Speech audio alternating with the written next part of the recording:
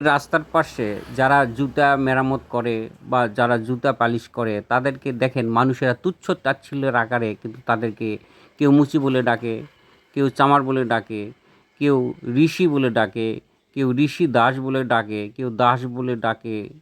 এইভাবে মানুষ এদের অবজ্ঞা করে ডাকে।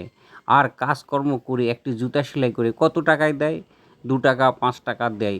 এই উপার্জন দিয়ে তারা পরিবার পরিজনের কিন্তু অন্ন, বস্ত্র, বাসস্থান, শিক্ষা, চিকিৎসার কিন্তু ব্যয় মেটাতে পারে না।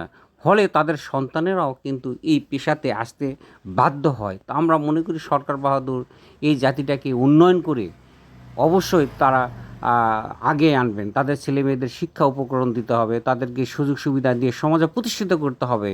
এই কারণে সরকারের একটা নীতি হলো কাউকে পিছনে ফেলে উন্নয়ন নয়, সকলকে সমান তালে মূল স্রোতধারায় আনে তাদেরকে পুনর্বাসনের মতো ব্যবস্থা করতে হবে। আমরা মনে করি রাস্তার পাশে জুতা সেলাই করে এরা কিন্তু বর্ষা হলেই এখান থেকে উঠে যায়, আবার পানি ছাড়লে আসে বসে। তা আমরা মনে করি রাষ্ট্র কি এই সকল জাতির জন্য কোনো জায়গা বরাদ্দ দিতে পারেন না? সেখানে একমাত্র জুতা যারা সেলাই করবে তারাই বসবে। এই রকম ব্যবস্থা নেওয়ার স্বনির্বন্ধ অনুরোধ জানাচ্ছি। সকলকে ধন্যবাদ।